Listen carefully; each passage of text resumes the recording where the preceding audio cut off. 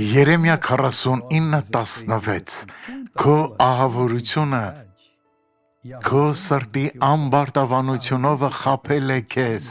ով վեմի խոռոչների մեջ բնակող եւ բարձր բլուրներին փակչող,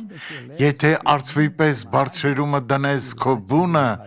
այնտեղից էլ քեզ պիտի իջեցնեմ, ասում է Տերը, հպարտությունը մեղք է, հպարտ մարդիկ պարտվում են։